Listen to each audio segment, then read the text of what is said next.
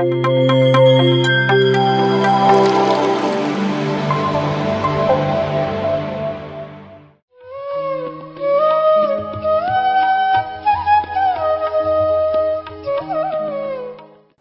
ನನ್ನ ನಮಸ್ಕಾರಗಳು.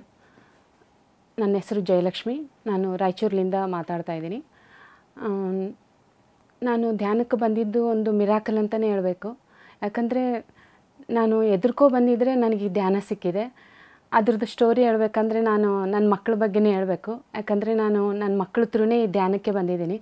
ಸೊ ನಾನು ಇಲ್ಲಿವರೆಗೂ ಹೇಳ್ತೀನಿ, ನನಗೆ ನನ್ನ ಮಾಸ್ಟರ್ಸ್ ಯಾರು ಅಂತಂದರೆ ನನ್ನ ಮಕ್ಕಳು ಅಂತಲೇ.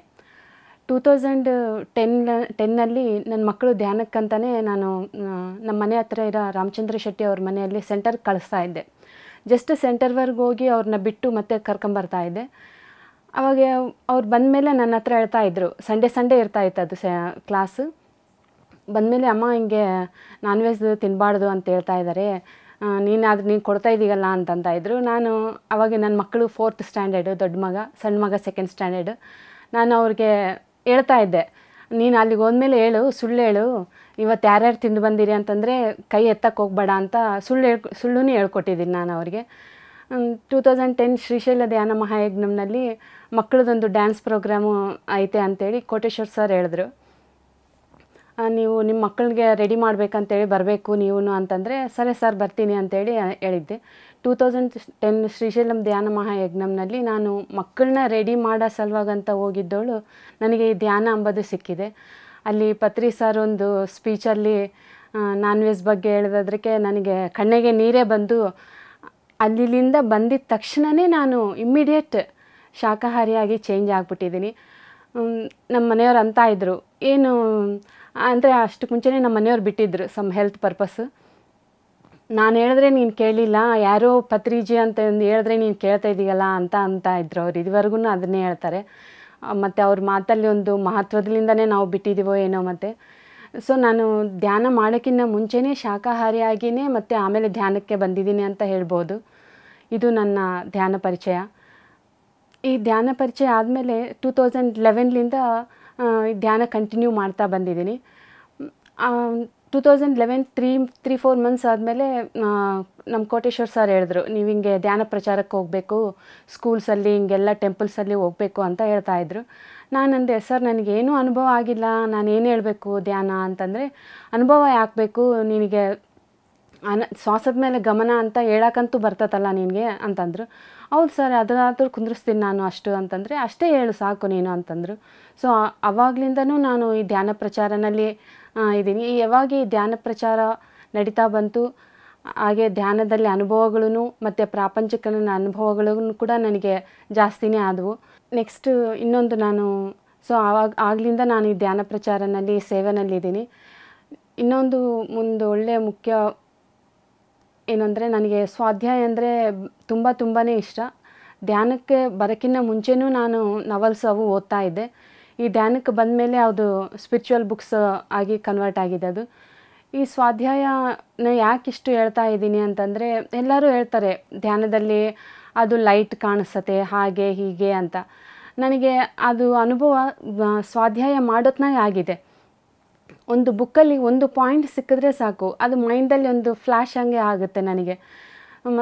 ಮತ್ತು ಸ್ವಾಧ್ಯಾಯ ಮಾಡೋತ್ನಾಗೆ ನಾನು ಅದು ಏನದು ಓದ್ತಾ ಇರ್ತೀನಿ, ಅದು ನನ್ನ ಕಣ್ಮುಂದೆ ನಡೀತಾ ಇದೆಯೇನೋ ಅಂತ ನನ್ನ ಫೀಲಿಂಗ್ ಅದು.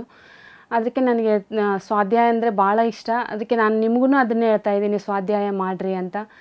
ಇತ್ತೀಚೆಗೆ ಕೋವಿಡ್ ಬಂದಮೇಲೆ ಝೂಮ್ ಸೆಷನ್ನಲ್ಲಿ ಭಾಳಷ್ಟು ಸ್ವಾಧ್ಯಾಯ ಅಂತೇಳಿ ಬುಕ್ಸ್ನ ಟೀಚ್ ಮಾಡ್ತಾ ಇದ್ದಾರೆ. ಅದು ತಪ್ಪಲ್ಲ ಅಂತ ನಾನು ಹೇಳೋದು. ಕೇಳ್ರಿ, ಅದನ್ನು ಕೇಳ್ರಿ. ಅದ್ರ ಜೊತೆಗೆ ಬುಕ್ಸನ್ನು ತೊಗೊಂಡು ನೀವು ಓದಬೇಕು ಅಂತ ನಾನು ಹೇಳ್ತೀನಿ. ಯಾಕೆ ಇಷ್ಟು ಸ್ಟ್ರೆಸ್ಸಾಗಿ ನಾನು ಹೇಳ್ತಾ ಇದ್ದೀನಿ ಅಂತಂದರೆ, ಒಂದು ಬುಕ್ಕು ಓದ್ತಾ ಇದ್ದವಾಗೆ ನಾವು ಆ ಮಾಸ್ಟರ್ಗೆ ಕನೆಕ್ಟ್ ಆಗ್ತೀವಿ. ಸೊ ಅದ್ರ ಸಲುವಾಗಿ ನಾವು ಬುಕ್ಕು ತೊಗೊಂಡು ಓದಬೇಕು ಅಂತಲೇ ನಾನು ಹೇಳ್ತೀನಿ. ಭಾಳಷ್ಟು ಬುಕ್ಸು ಇವಾಗ pyramidvalley.org ಆನ್ಲೈನ್ನಲ್ಲೇ ನಿಮಗೆ ಸಿಗುತ್ತೆ, Kannada and English books. So ಎಲ್ಲರೂ ಬುಕ್ಸು ತೊಗೊಂಡು ಓದ್ರಿ ಅಂತ ನನ್ನದೊಂದು ಮನವಿ. ಇನ್ನೂ ಒಂದು ನಾನು ಹೇಳ್ಬೇಕಂತಂದರೆ, 2021ನಲ್ಲಿ ಡಿಸೆಂಬರ್ 4ರಿಂದ 11ನೇ ತಾರೀಕು ತನಕ ಸ್ಟಿಲ್ನೆಸ್ ರಿಟ್ರೀಟ್ ಅಂತ ಒಂದು ಪ್ರೋಗ್ರಾಮ್ ನಡೀತು. ಆ ಪ್ರೋಗ್ರಾಮಲ್ಲಿ ನಾನು ಭಾಗವಹಿಸಿದ್ದೆ. ಅಷ್ಟಕ್ಕೆ ಮುಂಚೆ ನಾನು 2-3 ತಾಸು ಅಷ್ಟೇ ಧ್ಯಾನ ಮಾಡೋಕ್ಕೆ ನನಗೆ ಸಾಧ್ಯ ಆಗ್ತಾಯಿತ್ತು ಮನೆಯಲ್ಲಿ. ಈ ಸ್ಟಿಲ್ನೆಸ್ ರಿಟ್ರೀಟ್ನಲ್ಲಿ ಬಂದಮೇಲೆ ನನಗೊಂದು ಹೊಸ ಅನುಭವ ಏನು ಅಂತಂದರೆ, ನಾನು 7-8 ತಾಸು ತನಕ ಧ್ಯಾನ ಮಾಡೋಷ್ಟು ಕೆಪಾಸಿಟಿ ನನ್ನಲ್ಲೂ ಇದೆ ಅಂತ ನನಗೆ ಗೊತ್ತಾಗಿದೆ. ಮತ್ತು ಈ 10 ವರ್ಷದಿಂದ ಮಾಡಲಾರ್ದು ಒಂದು ನಾನು ಈ ಸ್ಟಿಲ್ನೆಸ್ ರಿಟ್ರೀಟ್ನಲ್ಲಿ ಮಾಡಿದ್ದೀನಿ ಅಂತ ಹೇಳ್ಬೋದು. ಅದು ಏನಂತಂದರೆ 5 ಎಲಿಮೆಂಟ್ಸ್ ಮೆಡಿಟೇಷನ್. ಅದು ಭಾಳ ಚೆನ್ನಾಗಿತ್ತು. ಭಾಳಷ್ಟು ಅನುಭವಗಳು ಈ 10 ಇಯರ್ಸ್ನಲ್ಲಿ ಆಗಲಾರ್ದು ಭಾಳಷ್ಟು ಅನುಭವಗಳು ನನಗೆ ಈ 7 ಡೇಸ್ನಲ್ಲಿ ಆಗಿದ್ದಾವೆ ಅಂತಲೂ ನಾನು ಹೇಳೋಕ್ಕೆ ಖುಷಿ ಪಡ್ತೀನಿ. ಯಾಕಂದರೆ ಒಂದು ಅನುಭವ ನಿಮ್ಮ ಹತ್ರ ಹಂಚ್ಕೊಳಕ್ಕೆ ನಾನು ಇಷ್ಟಪಡ್ತೀನಿ. 5 ಎಲಿಮೆಂಟ್ಸ್ನಲ್ಲಿ ಭೂತತ್ವ ಬಗ್ಗೆ ಮೆಡಿಟೇಷನ್ ಮಾಡಿಸಿದ್ರು. ಹಾಗೆ ನನಗೆ ಎಲ್ಲ ಒಂದು ಕಲ್ಲುಗಳಿಂದ ಒಂದು ಟೈಪ್ ಕಾಣಿಸ್ತು. ಲಾಸ್ಟ್ 5 ಮಿನಿಟ್ಸ್ ಇದ್ದವಾಗೆ ಒಂದು ಕ್ರಿಸ್ಟಲ್ ಲೈಟ್ಲಿಂದ ಒಂದು ಕ್ರಿಸ್ಟಲ್ ಕಾಣಿಸ್ತು. ಇನ್ನು ಲಾಸ್ಟ್ 2 ಮಿನಿಟ್ಸ್ ಅಂತ ಸರ್ ಹೇಳಿದ್ಮೇಲೆ ಆ ಕ್ರಿಸ್ಟಲ್ ಬಂದು ನನ್ನ ಕೈಯಲ್ಲಿ ಬಂದಿದೆ ಅಂತ ಒಂದು ಫೀಲಿಂಗ್ ಆಯಿತು. ನನಗೆ ಭಾಳಷ್ಟು ಧ್ಯಾನದ ಅನುಭವ ಆದವಾಗೆ ನಾನು ಅನ್ಕೊತೀನಿ, ನಾನು ಇದು ಇಮ್ಯಾಜಿನೇಷನ್ ಮಾಡ್ಕೊತಾ ಇದ್ದೀನೇನೋ ಅಂತೇಳಿ ಅನ್ನಿಸ್ತು. ಸೊ ಇನ್ನೊಂದು ಸಲ ಮಾಡ್ಕೊಂಬನಿ, ಇದು ಬಂತಲ್ಲ, ನಾನು ಇನ್ನೊಂದು ಸಲ ಇಮ್ಯಾಜಿನೇಷನ್ ಮಾಡ್ಕೊತೀನಿ, ನೋಡೋಣ ಅದು ಬರ್ತತೇನೋ ನನ್ನ ಕೈಯಲ್ಲಿ ಅಂತೇಳಿ ನಾನು ಟೆಸ್ಟ್ ಮಾಡ್ಕೊಂಡೆ ಒಂದು ಸಲ. ನೋಡಮ್ಮ ಇನ್ನೊಂದು ಸಲ ನಾನು ಕುಂತು ಅದು ಇಮ್ಯಾಜಿನೇಷನ್ ಮಾಡ್ಕೊತೀನಿ, ಆ ಕೈಯಲ್ಲಿ ಅದು ಕ್ರಿಸ್ಟಲ್ ಬರ್ತತೋ ಇಲ್ಲ ಅಂತ. ಆದರೆ ನಾನು ಇಮ್ಯಾಜಿನೇಷನ್ ಮಾಡ್ಕೊಂಡ್ರೂ ನನಗೆ ಅದು ಬಂದಿಲ್ಲ. ಅವಾಗೇ ನನಗೆ ಅನ್ನಿಸ್ತು, ಓಕೆ, ಈ ಧ್ಯಾನ ಅನುಭವ ಅಂಬೋದು ಕರೆಕ್ಟ್, ನನಗೆ ಬರೋ ಧ್ಯಾನ ಅನುಭವ ಕರೆಕ್ಟು ಅಂತ. ಮತ್ತು ಪ್ರಕೃತಿನಲ್ಲಿ ಮೆಡಿಟೇಷನ್ ಮಾಡಿದವಾಗೆ ನನಗೆ 2 ಮೆಸೇಜಸ್ ಬಂದವು. ಅದರದ್ದು ಮೀನಿಂಗ್ ಏನು ಅಂತೇಳಿ ನಾನು ಗಿರಿಜಾರಾಜನ್ ಮೇಡಮ್ನೇ ಹೇಳ್ದವಾಗೆ, ಅದು ಒಂದು ಸ್ಯಾನ್ಸ್ಕ್ರಿಟ್ ವರ್ಡ್ ಅನಿಸುತ್ತೆ, ನನಗೆ ಅದು ಕರೆಕ್ಟಾಗಿ ಗೊತ್ತಿಲ್ಲ, ನೀವೇ ಕಣ್ಕೋಬೇಕು ಅದು ಮೀನಿಂಗು ಅಂತ ಹೇಳಿದ್ರು. ನೆಕ್ಸ್ಟ್ ಡೇ ಮತ್ತೆ ನಾನು ಪ್ರಕೃತಿನಲ್ಲಿ ಕುಂತವಾಗೆ ಅದ್ರದ್ದು ನನಗೆ ಮೆಸೇಜ್ ಬಂತು. ನಿಜವಾಗ್ಲೂ ಅಂದರೆ ಈ 7 ಡೇಸ್ನಲ್ಲಿ ಎಷ್ಟು ಖುಷಿ ಪಡ್ಕೊಂಡಿನಿ ಅಂತಂದರೆ, ನಾನು ಈ 10 ಇಯರ್ಸ್ನಲ್ಲಿಯೂ ಅಷ್ಟು ಖುಷಿ ಪಡ್ಕೊಂಡಿಲ್ಲ. ಅಷ್ಟು ಖುಷಿಗೆ ಇಲ್ಲಿ ಬಂದಮೇಲೆ ನನಗೆ ಸಿಕ್ಕಿದೆ.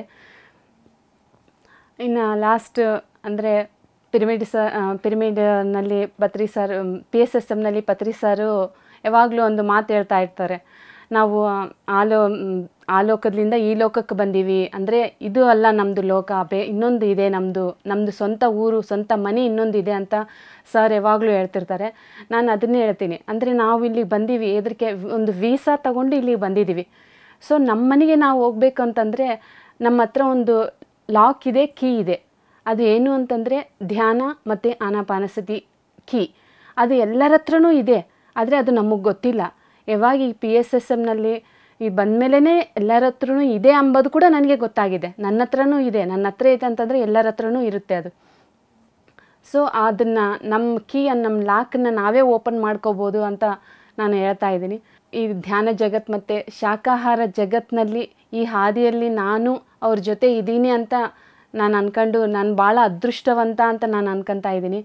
ಈ ಒಂದು ನಮ್ಮ ಧ್ಯಾನ ಅನುಭವ ಅಂಬೋದು ಎಲ್ಲ ಜನಕ್ಕೆ ತಲುಪಿಸ್ತಾ ಇದ್ದ ಈ PMC ಕನ್ನಡ ತಂಡದವ್ರಿಗೆ ಎಲ್ಲರಿಗೂ ನನ್ನ ತುಂಬ ಕೃತಜ್ಞತೆಗಳು. Thank you very much. PMC Kannada channel ಅನ್ನು ಲೈಕ್ ಮಾಡಿ, ಶೇರ್ ಮಾಡಿ, ಸಬ್ಸ್ಕ್ರೈಬ್ ಮಾಡಿ ಮತ್ತು ಮಾಡಿಸಿ. ಎಲ್ಲರಿಗೂ ಧನ್ಯವಾದಗಳು.